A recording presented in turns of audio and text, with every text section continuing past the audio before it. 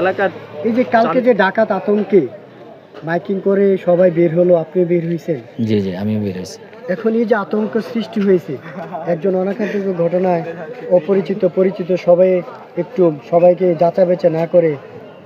না এটা ঠিক, তার কারণ কালকে যে ঘটনাটা হয়েছে এটা কিন্তু আসলে কিন্তু ডাকাত ঢুকছে এলাকার মধ্যে। ডাকাত ঢুকছে, ঢুকার পরে তখন মানুষ একটা আতঙ্কের মধ্যে চলে গেছিলো। তো আতঙ্কের মধ্যে চলে যাওয়াতে তখন সবাই যখন বাইরে ছিল তখন এই মুহূর্তে তারা সিঞ্জিরা নিয়ে এদিকে আসছে।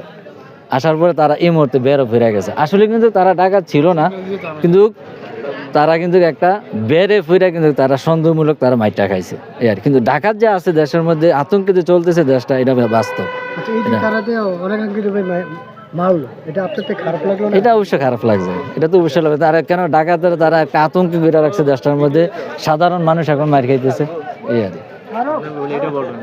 হ্যাঁ এটা ঠিক, প্রত্যেকটা গ্রামের মধ্যে যদি যুবক দলের যদি একটা মানে দায়িত্ব নেয় তাহলে কিন্তু দেশটা অবশ্যই প্রত্যেকটা গ্রাম নিয়ন্ত্রণে থাকবে আশা করি ইনশাআল্লাহ।